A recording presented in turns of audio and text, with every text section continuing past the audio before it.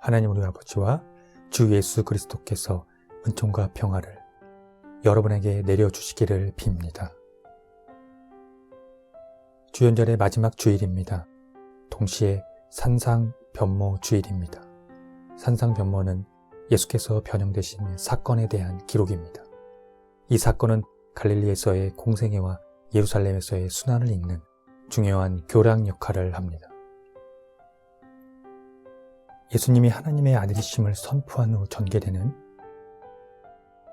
일련의 이야기들 속에서 예수님의 초자연적인 권능과 귀신들이 두려워하면서 예수님을 하나님의 아들로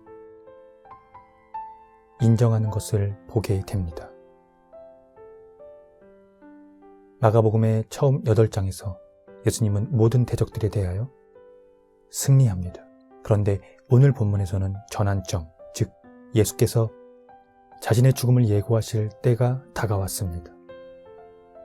당시 죽음은 모든 것의 패배로 인식되었습니다. 그렇다면 예수님의 사명도 실패로 떠올렸을 것입니다.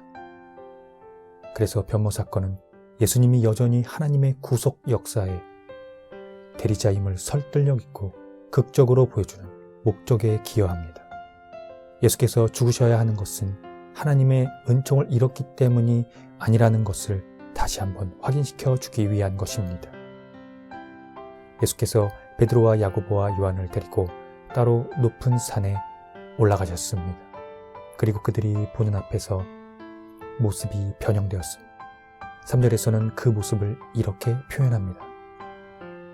그 옷이 광채가 나며 세상에서 빨래하는 자가 그렇게 희게 할 수 없을 만큼 매우 희어졌더라. 인간의 말로서는 담을 수 없는 아우라 경험에 대한 표현입니다. 이어지는 4절에서는 더욱더 놀라운 일들이 벌어집니다. 엘리야와 모세가 등장하고 예수님과 대화의 장면이 목격됩니다. 제자들은 어떻게 엘리야와 모세를 알아보았을까요? 이것이 실제 했는가 아니면 지어낸 이야기일 뿐인가는 중요하지 않습니다. 실질적으로 그들이 알아봤다는 것과 오래전에 죽었던 사람들이 나타났다는 건 있을 수 없습니다. 변모 사건은 공간복음에서 모두 다루고 있습니다. 각 저자마다 다르게 기록을 남겼지만 그들이 집중한 것은 하나입니다. 예수님에게서 드러난 하나님 나라의 사건을 경험했다는 것입니다. 이스라엘에게 중요한 인물 두 사람을 예수님에게서 경험되어진 절대적인 사건을 가리킵니다. 유대인들에게 모세와 엘리야는 흔히 단짝으로 이해됩니다. 이 두 사람은 레위 지파에서 일어났고 모세는 모든 선지자들 중 첫 번째로 엘리야는 모든 선지자들 중 마지막으로 두 사람 다 이스라엘을 구속하라는 사명을 받았습니다. 모세는 하나님의 백성을 약속의 땅으로 인도했고 엘리야는 그 나라의 표적으로 예상되던 사람이었습니다. 그리고 그들은 하늘로 올라갔습니다. 이 모든 근거로 보건대 그들은 하나님이 애써 준비하신 예수님의 하나님 나라의 사역의 마지막 단계에서 적절하게 예수님을 도왔다는 것입니다. 초기 교회는 그 사실에 집중했다는 의미입니다. 이에 베드로는 횡설수설을 합니다. 당연히 그럴만합니다. 몹시 두려웠을 것입니다. 어떤 말을 해야 할지도 몰랐다는 건 그들에게 펼쳐진 이 사건이 가져다 주는 의미를 전혀 파악하지 못했다는 증거입니다. 이유는 당연합니다.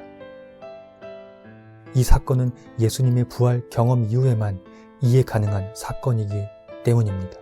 그들의 당황스러운 상황도 잠시 하늘에서는 소리가 들려옵니다. 이는 내 사랑하는 아들이니 너희는 그의 말을 들으라. 구름의 출현과 구름 속에서 하나님의 소리, 그것은 두 가지의 기능을 합니다. 하나는 예수님의 변모에 대한 설명이고 다른 하나는 베드로의 반응에 대한 하나님의 응답입니다. 구름은 신의 현존의 표지입니다. 하나님의 임재를 알리는 구름이 광야 세대의 계시의 장막을 뒤덮고 주의 영광이 그 거처를 가득 채웠듯이 이제는 구름이 변모 대신 예수님을 뒤덮습니다. 하늘의 소리는 하나님의 아들이 메시아로 유대교에서 배태된 메시아의 왕적인 칭호입니다.